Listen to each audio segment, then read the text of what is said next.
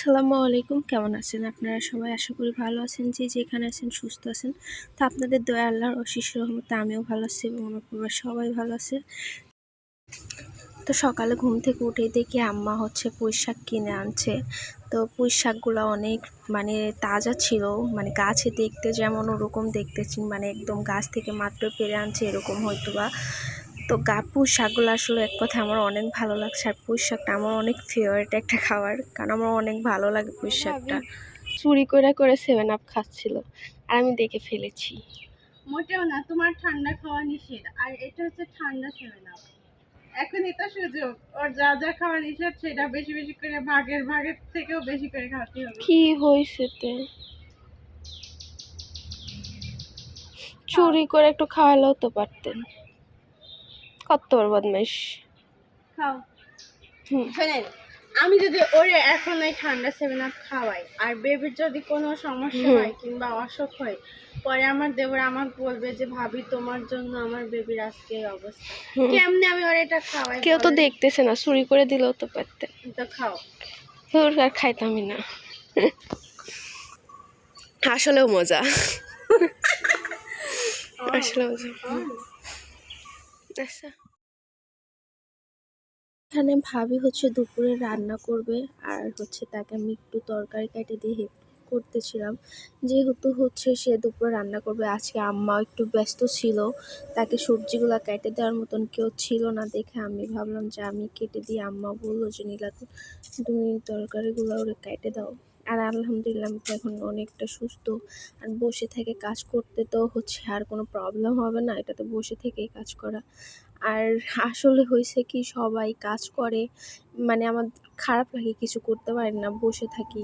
কেউ মুখের উপর কিছু না বললে পারেও খারাপ লাগে না একটা, এরকম আমার খারাপ লাগে। তো আমি যতটুকু পারি নিজের মধ্যে, তো ততটুকু আসল কথা হেল্প করার চেষ্টা করি। তো এইখানে বসে আমি পুঁই শাকগুলো কাটতেছিলাম।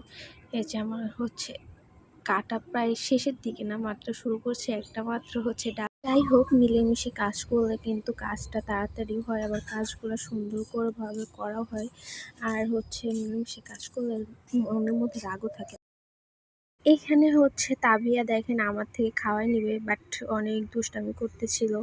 সে একবার বলে তোমার থেকে খাওয়াই নিবো, আবার বলে না ভাত খাবোই না, আমি বিস্কিট খাবো। তো ওখানে বিস্কিট খাইতেছিল। এক কথায় বাচ্চার এত জ্বালায় আমি জানতাম, কিন্তু এতটা জ্বালায় জানতাম না। এখন তো সামনে আমারও একটা বাচ্চা হবে, তখন সেও জ্বালাবে। আগে থেকে একটু অভিজ্ঞতা নিয়ে রাখা ভালো। তা আমি অভিজ্ঞতা নিচ্ছি, সমস্যা নেই। নূরকে খাওয়াইছি, তাবিয়াকে খাওয়াইছি, আশা করি ভবিষ্যতে কোনো প্রবলেম হবে না। তো এখানে দেখেন তাবিয়া আমাকে অনেক জ্বালাইতেছিল, খাবার খাবে না তো খাবে না। তো আমি তারে অনেক বোঝাইতেছিলাম, আর এটা ওটা বলতেছি যে খাও, খাইলে তোমার শক্তি হবে, এটা হবে ওটা হবে। তো তারপরও সে আমার কথা শুনতেছিল না, সে ফোনে কার্টুন দেখতেছিল। তো আমি বোঝাইতে বোঝাইতে প্রায় টায়ার্ড হয়ে গেছি। এদিকে ভাবি বলতেছিল আমারে যে তুই যদি ওরে খাওয়াইতে পারোস 2 নালা, তাহলে তোরে বুঝবো যে তোর মা হওয়ার বয়স হয়ে গেছে। তো একদিকে তো আমার একটা চ্যালেঞ্জ লাগাই দিছে তিশা ভাবি, কী করার বলেন। তো আমি তো ওই যে চেষ্টা করে একটু ওরে 1 নলা খাওয়াই দিছি। তো অনেক পাম দেওয়া লাগছে ওরে, এক কথায় বাচ্চা কী বলবো বুঝতেছি না। ওরে অনেকক্ষণ বোঝানোর পরেও 1 নালা নিল। তো তারপর থেকে সে খাওয়া শুরু করে দিছে, মজা পাইছে হয়তো বা খাওয়ারটাতে, তখন থেকে নিল। তারপর আমি ওরে গল্প শোনাইতেছিলাম যে সন্ধ্যার সময় তানজিলা মুড়ি মাখাবে, আমাকে মেসেজ করছে কাকি আসেন মুড়ি মাখাবো। তো তানজিলা যে আমার এতটা ভালোবাসে আমি জানতাম, এতটা বাসে জানতাম না। তো এখানে আর মুড়ি মাখানোর জন্য সব কিছু এনে রাখা হয়েছে। তানজিলা সব কিছু কেটে নিয়ে আসছিল আগে, তো মুড়ি মাখানো শুরু করছে। আর আমার এই জায়গায় ভিডিওটাতে একটু প্রবলেম হয়েছিল, কি করার বলেন। সাকিব মুড়িটার জন্য অনেকক্ষণ ধরে অপেক্ষা করতেছিল, বেচারিটা ঘুরতেছিল, দেখতেছিল তারপর আমরা এখন মুড়ি মাখাচ্ছি সন্ধ্যার সময়, সবাই মুড়ি খাবো একসাথে। তুমি কি ঝাল খাও?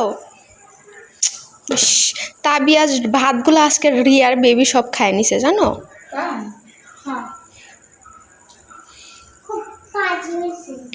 খুব কাজ হয়েছে।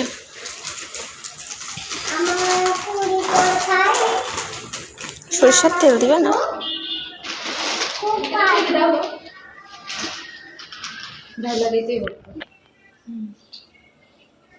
মাংস আর মাংস গরুর মাংস দিয়েই খাচ্ছি, কারণ হলো ইয়ে কই রাখছে বলতে পারতেছে না। চানাচুর। চানাচুর, হ্যাঁ, খুঁজে পাইনি।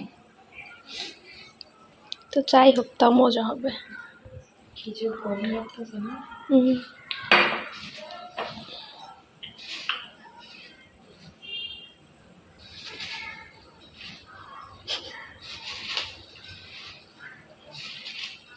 তানজিলা বাচ্চারা যেমন ভাত মাখায় না, এরকম করে মুড়ি মাখাইতেছে। কিন্তু মাখায় টাকায় পারদর্শী না। আগে তো বিয়ের আগে আপনারা মাখায় খাওয়াইতেন। আর এখন আমার জামাইটারে তার মাখায় খাওয়ানো লাগে। অভিজ্ঞতা না? পারি না, না না, ওরে পুরো তরকারি মাখায় খাওয়াই।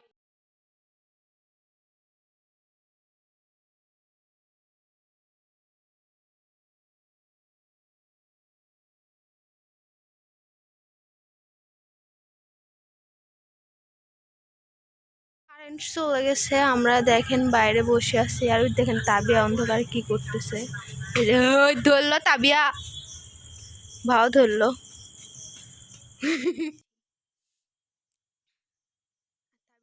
হচ্ছে ওইদিকে সাকিবের দেখেন গাড়িতে উঠতেছিল। তো আমি বলতেছিলাম গাড়িটা পড়ে গেলে তুমি ব্যথা করো, কথা শুনতেছিল না। তো যাই হোক, আজকের ভিডিওটা কেমন হয়েছে সবাই কমেন্টের মাধ্যমে জানাবেন। আর যারা আমার চ্যানেলটা সাবস্ক্রাইব করেন নাই তার